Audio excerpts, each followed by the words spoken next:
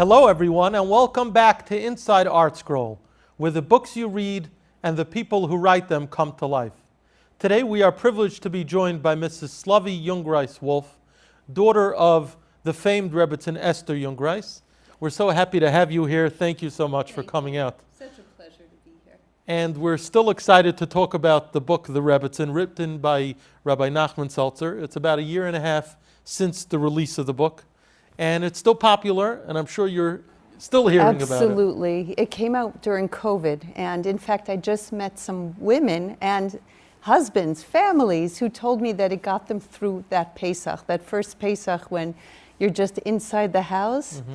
They took this book. Some people even sent me pictures of them hugging the book because it got them through that difficult time. So it's definitely a lot of memories of the book being people's kind of right hand during that time when they were at home. Absolutely. Yes, absolutely. When you're home and you need some type of chizuk, and at the same time you need something colorful and full of life and spirit, this was an amazing book, and it still is. I'm meeting just all ages, even children tell me that they've done reports on this book for school. So before we get in depth into the book, I'd love to hear a little about yourself. Growing up in a house with a very, very prominent mother and a prominent father as well, which we'll talk about. But what was that like as a young girl growing up? Did you know as a youngster that, your mother was not like other people's mothers? We knew we weren't typical, that's for sure. But the amazing thing about my mother was that she was Ima. We always knew that we came first in my mother's life. And at the same time, my parents were a team, along with my grandparents. A lot of that's in the book.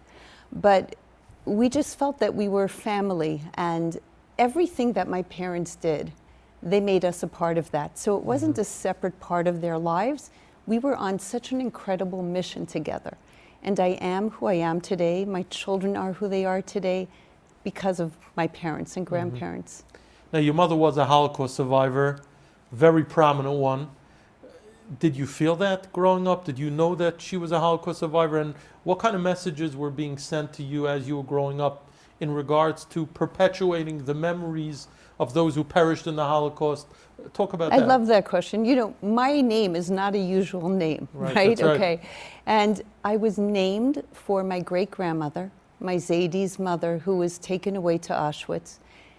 I always knew who I was. We always knew who we were because we were given the names of those who were lost, who perished in that terrible time. So we knew that we are here with a mission, we're here with a purpose. If somebody would ask me, what day did you find out that your parents survived the Holocaust? There's no such thing. This was our mother's milk. We knew that we came from this incredible dynasty, all the way back to the Menuchas Asher, who was a Baal Meifis. It's all in the book, also those incredible stories.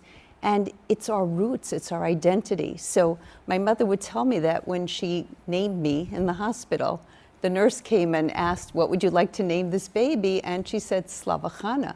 And the nurse said, I'll come back when you're feeling better, dear, But there was no compromising on who we were. We knew that. So this Holocaust story of our life, it wasn't a sad story. It was a story of triumph. That's interesting. And whenever our children would come for Shabbos to my parents' home, every Lul Shabbos, we had this routine. They would all get into pajamas, go into the basement. My father would sing Shema with them, and then they would say, Bubba, can you tell us a story from when you were a little girl?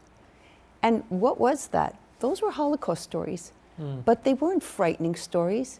They were stories of who we are, how my mother would tell them, every day at roll call, I stood there and I was covered with lice. I was freezing cold. I was starving. I was in rags. But you know what? I looked at those Nazis with their dogs, with their wool coats, all fed and full, with their shiny boots, warm. And I always said, Baruch Hashem, that I am me and I'm not one of them. Wow. And that's how we grew up. So again, it wasn't a negative experience or negative memories. Absolutely it was not. The strength. It was strength, and we knew who we came from. Those who perished still live on. we don't forget them. We know the names. We have the Leichters. Mm-hmm. We have their stories. And our children do too. It doesn't end. And how do you find that impacting the way you educate your children and when you speak to people about the Holocaust, that it shaped your message regarding the Holocaust in a very, very unique way? Absolutely. I always say I was born upon the ashes of the Holocaust. And when I light my licht every Friday, I see the licht that were dug out of the earth and came back to us. And my mother told us the story when my Zaidi got the Leichter of my bubby for whom I was named. The person went back to the town to Nadadvar, and nobody was left, but this Leichter was left. So he came back, knocked on my Zaidi's home and said, I made a promise that I would not sleep, I would not rest until I bring the Leichter back to its rightful owner. And when I was born, my Zaidi gave the Leichter to my mother and said, we have a mission in this world. Even in the greatest of darkness, you light your licht, and Shabbos is the key to Am Yisrael. This became our mission. And who has those Leichters? I have the You do. I have that. We all Really? have different Leichters from all our Different stages? bubbies and Zaidis, Wow. from the Menuchas Usher even. There were 4, Wow. and there's 4 of us, so each of us has 1. But I have the Leichter that was hid from my Baba Slavachana in the earth before she was taken to Auschwitz. How special that is. Very special, very special. Now, when you were younger, you talked about accompanying your mother. What was that like as a little girl? Here your mother is larger than life, Yes. speaking to massive audiences, seemingly without any fear or fright, and you're watching her do it. What are your memories of those moments? Well, I remember Madison Square Garden. You do? Absolutely. Front row with my father, with my Zaidi, pitch black, and all of a sudden the spotlight comes on. There's thousands of people. I mean, I think about it now. How did she have the courage? Right. How? It was just such a bracha from Shemayim. There was just no doubt about that. And I look up and there is my mother whispering, you are a Jew. There is silence. How old were you at the time? I must have been like 10 years old. Mm. And I knew that this was something unique, this was something special, but for my mother, this was something normal. Mm-hmm. You know, this was normal. There was the summer that there was the Lebanon War, and my mother asked me if I'd like to accompany her. And that's how the book begins. We drove into Lebanon, Right. and I watched my mother give chizuk wherever she was. Everyone was important to my mother. I couldn't walk down the street without somebody stopping and saying, are you Rebbetzin Jungreis? And she would give everyone her heart. She would give everyone a smile. But at the same time, I knew that Ima was always there for us. I would never call and she would not be there. Did she ever suffer from stage fright? Did you ever see her nervous? Because from the pictures and videos and anyone who's seen her, she always seemed to be very, very under control, never ruffled. Do you ever remember her being nervous? My mother would always call my Zayda for a bracha before she would speak. And my father would always give his bracha and an encouraging word. I think that when you have a bracha in life like that, you have strength. You don't feel alone. And also my mother was very passionate about what she did. So if you believe in yourself and your message, not in an arrogant way, but she really believed in what she did and wanted to help Am Yisrael. She had come from a place of ashes and fire and losing life. There were 85 Rabbanim with the name Jungreis before the war, and they all perished. Their mishpachas, everybody. So she had seen this physical Holocaust, came to this country, and could not believe the spiritual Holocaust that happened. So she couldn't remain silent. She was so passionate. She had a fire that burned inside of her until the last day that she was on this earth. Now, when she spoke publicly, did she have to practice? Did you see her preparing? Or Never with a paper. Right. Never with a pen. No notes? Never with notes. All here and in her heart. I think that goes to the point. Yeah. Before she'd start, she would say, Hashem sifasai tiftach. Every single time. Like you said, she was so passionate about it. This is what she breathed. So she didn't need to prepare for that. This was what was constantly running through her mind and her heart. Constantly, every Shabbos table was just hearing my mother's thoughts and passion. She was a soul on fire. She really was a soul on fire. And I know this brilliant. might be brilliant. She was brilliant. My mother was brilliant. I mean, if my children came with the Dvar Torah at the table, in a second, the pasuk, the source, oh yes, oh yes. Now, I know this might be an interesting question, but did you ever see her down? Did you ever see her struggle and then overcome? Because so much of the book is all about her positivity and perseverance in almost a superhuman way. Did you ever see her in a moment of true, where she was vulnerable? Did you ever see that in her? I think if I look back, when my Zaidi left this world, that was a very hard moment because the bond between my mother and my Zayda was very, very strong. When my father left this world, when my grandmother left this world, you know, with each passing neshama that was a force in my mother's life, that was hard to say goodbye to them because they had come to this country persevering and going through so much.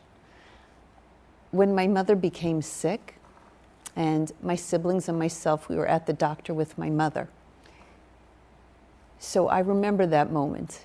And the doctor turned to my mother and unfortunately gave very difficult news. I saw my mother breathe for a moment. She had one tear come down and she said, I have only one question. I just want to teach Torah. Can I still teach? And that was it. And he said, as long as you feel strong enough, you teach. That was a hard thing, you know, to grapple with, for sure. But the courage that I saw, even in the last chapter of my mother's life, was incredible. She broke her hip. She had a very difficult diagnosis. She would not just sit at home. And in fact, I invited the couples that I teach in Hineni to come for, I called it a day of blessing. Nobody knew how ill my mother really was, but they knew a little bit that she wasn't feeling well. You couldn't move in my mother's house that day, okay? Again, standing room only. I mean, you can't imagine. All ages, all types. And my mother gave the speech of her life. She told them that she's going to give them a bracha, but she wants them to remember this. They cannot just be fans. The Jewish people need players, and we've become a nation of fans. She said, promise me you're going to hit a home run for your team and play for your team and be strong for your team because we need strong players. And that was till her last day. This is even in her weak, so to speak, physically weak moments. Yes, yes. She was still so strong, always teaching. Always teaching, even in the hospital, trying to make shidduchim, and she did, and giving brachas.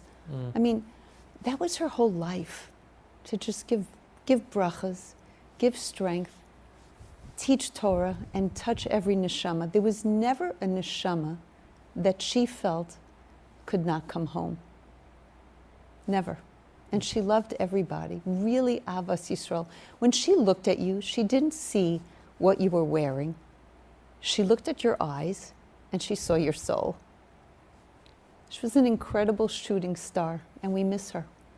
And a major support to your mother was your father. Yes. Who is described in the book as well as an incredible human being who in some way, shape or form stood behind your mother because he allowed her to do what she did, but he himself was something very special. Talk about your father and the role that he played in your life and in hers. So my father came to this country as an orphan.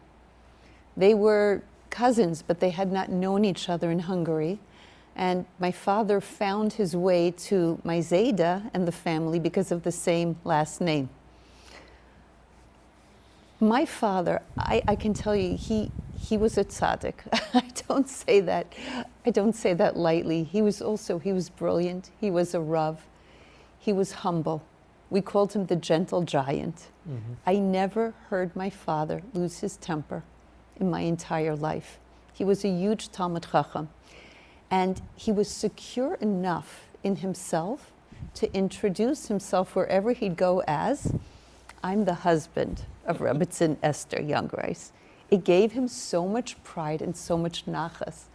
They were partners together. You have to be a very complete human being, man, and confident in yourself.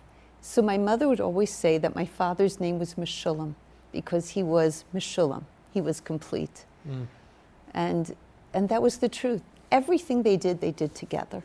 That's my memory. So there was no way that my mother could do what she did without my father's support. You were just talking about how your mother would look into people's eyes and she saw their neshama. Your father was very much like that also. In fact, one of my favorite stories in this book is about your father, the story about the nurse who came to the shiva. I don't know if you want to tell our viewers the story for those who didn't read it. Just an unbelievable story. There was a nurse. There was a nurse who was a nurse for a baby, a newborn baby, in my father's shul. And the nurse came to shiva. And she said that she was coming to let us know that in all her years of being a nurse in Jewish families, there was no one who ever really thought about her at the bris until my father came in one day and at the bris of this baby who she was taking care of, came in with food for her and said, you're doing such an important mission. You're taking care of a Jewish baby and we have to say thank you. And that's what he was, you know. I couldn't get on the bus in the morning without my father coming down with me and saying thank you to the bus driver. Wow. I mean, Hakaras Hatov was his life. He taught us that. I think about it sometimes because he could have been a very bitter or difficult or sad human being. He lost everybody. He had nobody. Sure. But you know, our babies were called shoulder babies because whenever we had a baby, my father would come over and he would just take the baby and sing to them. When he would learn singing and out loud, holding a baby on his lap. He was the most gentle, beautiful human being. And in the book you mentioned that your mother found notes of his. And in one of the notes he writes that the two most important words are thank you. If I remember it correctly. Which is so interesting because you're talking about his boundless hakaras hatov to everyone. The bus driver, a nurse, it seemed to be so much part of his essence. He also felt everybody's pain. And I would see him sometimes, my father, come home from a shiva visit from someone in the shul. It doesn't matter what their background was. It doesn't matter who they were. And he would be quiet for a few moments and I could see that he was absorbing and actually carrying somebody else's tsar. That's how we grew up. It was incredible. Now, growing up with two extraordinary parents, did you ever feel a certain amount of pressure to live up to unbelievable standards? Did you feel that? I felt incredible love. I didn't feel pressure ever. I wanted, of course, everyone wants to do their best and be their best, but it wasn't because of pressure. It was because we wanted to fill this circle that we grew up with. There was so much loss that my parents were coming from, but so much beauty also. I feel as if I know my Zaydis and Bubbies who are back in Hungary. They're such a part of my life. And it's not pressure to be like them, but more like a desire to complete them, to live for them because they could not. And what propelled you, and at what point did you feel the opportunity, more than the responsibility, but the opportunity to carry on your mother's legacy? When you were a teenager, what did you see yourself doing? And did you see yourself doing what you do now, which is speak all over the world and really become an extension of your mother's message? Actually, I never saw myself as that, no. I can say that as children, we were one of the only frum families in the neighborhood. Right now, North Woodmere is booming. Right. When we were growing up, I mean, do you know what Purim was for us? Purim was my grandmother's kakash cakes, okay? My mother, it was an assembly line, okay? My mother putting everything and wrapping it with tin foil and Hershey Kisses and all types of things like that. My father would drive us around to everybody in the community, and our job was to knock on the door to say, hello, we have a present, it's Purim, and people would say, what's Purim?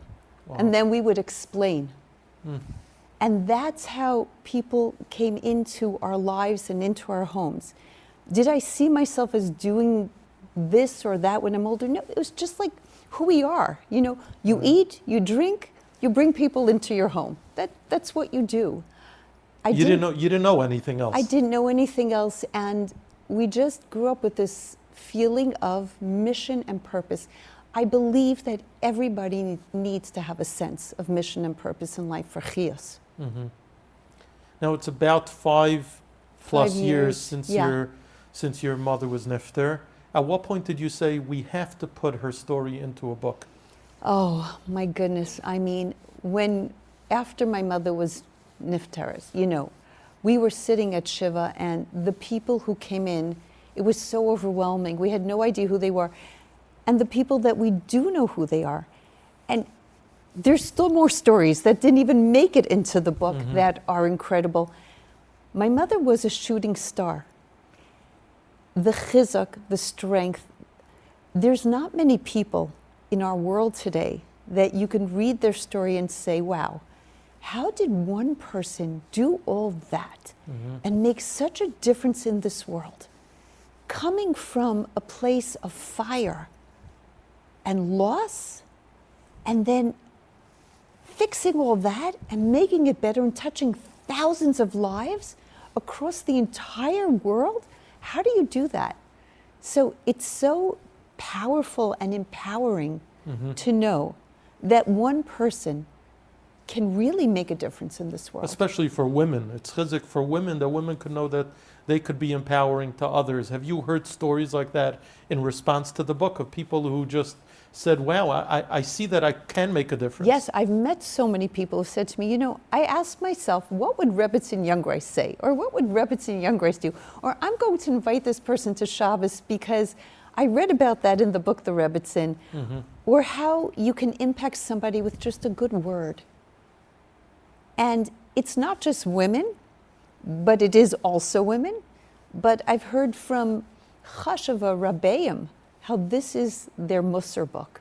Really? Yes. I've heard from Rabbeim, they said to me, I have to tell you, this is my Musar book. And where does one start when they start putting together such a book? Where does one begin? With Rabbi Seltzer. Well, obviously, kudos to him. Yes. He's a master at what he does. I couldn't imagine how he could possibly do it. And he weaved through the story, not just like a biography. This is a unique book because it's exciting. He jumps back and forth. He gets into people's minds and hearts. And I have to tell you the truth. When I finished the last page, I closed the book and I started to cry because I felt as if I had my mother back. Wow. While I was reading that book. He really captured my mother. Really siyata d'shmaya. And that's no easy task. That is no easy task, no. But really it is. It is a book full of life, full of energy, and it's an exciting journey. People who picked up the book cannot put it down. No. And they read it again. Yeah. And again. And it gives you courage, especially in our times today. We need books that give us strength and courage. Speaking of that, when you go around the world now to speak, is there a particular area that you find that people need chizuk in? Or is there one area that people are struggling with? What are you seeing? Because you have a unique vantage point now going around speaking to very diverse audiences. Some people who are more from, some less from, some not yet from. What are you finding that the challenges are different today than perhaps 20 years ago, 30 years ago when your mother was doing a very similar thing? You know, that's such an interesting question. And as I'm thinking about it, I'm thinking that throughout our journey of Am Yisrael, the challenge was always, you need the emunah to keep putting one foot in front of the other and keep on walking. So my mother had that footstep story in the book, which is such a powerful story. And it resonates amongst all ages and all types of Jews. And though she said it so many years ago, I still give that story over today. And I see tears because we all need the chizuk. That never changes. You know, think about it. When we left Bavel, we needed that story. When we left Mitzrayim, we needed the story. When we went through the gas chambers, when we go through a pandemic, when we're attacked throughout the world now, and there's violent anti-Semitism, we need the story to know that there are Bubbies and Zaydis who walked before us. And even, as my mother said, if the snow is very deep and I fall down, I stand up and I keep walking in the footsteps. I love that. And whoever I meet, everybody loves that because it's empowering for us. Do you have any particular favorite stories from the book? I mean, it's a massive book with dozens, hundreds of stories and anecdotes. Anything in particular that resonated with you? That resonates with me? There was something that Rabbi Seltzer captured from my son that I had not really known until he had interviewed my son. And it was in the last days of my mother's life. My son would make Havdalah. My son Eli would make Havdalah for my mother because we had the zechus to live nearby. And all my boys made Havdalah for my mother, and then when they went on to yeshiva or get married, then the next one did. So this was, Baruch Hashem, my third son. And one Matzah Shabbos, he came home, and his eyes were glistening, and I saw that, you know, something. And I asked him what happened, but he really captured it with Rabbi Seltzer. So he was making Havdalah, getting everything ready, and he heard my mother on the couch saying something. So he goes over and he said, "What, Bubba?" And my mother said, "Hazos Rebitz in Jungreis? Hazos Rebitz in Jungreis, like Hazos Naomi." And my son again looked at my mother and she said, "Eli, Eli, don't remember me like this. Don't remember me like this.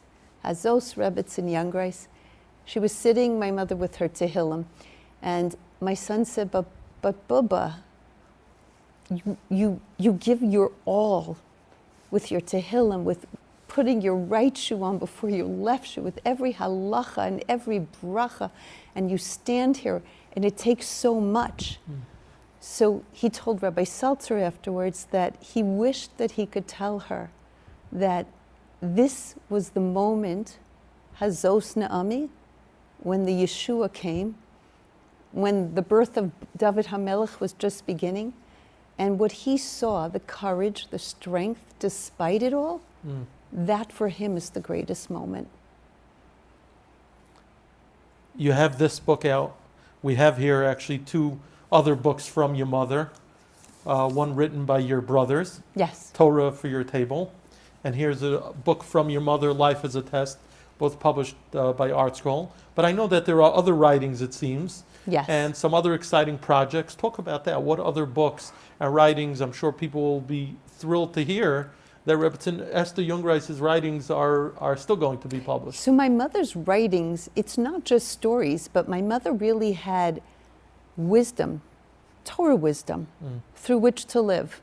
And we have a big manuscript that we are working on, that Be'ezras Hashem will be coming out with ArtScroll, that my mother left. Really, I call this her Yerusha, and it's her legacy, with her thoughts and her wisdoms for life, how to be a blessing. Wow. And these are writings that she had intended to publish, just she intended to publish, and the last, it's huge. It's a huge manuscript. It's there. Wow. The last chapter she called Shachris Mincha Ma'ariv. Wow. And it has just a few words and it's blank. And that was the last chapter. Wow. As far as the book again, what stories could you share of people who've been inspired to make changes in their life based on what your mother personified?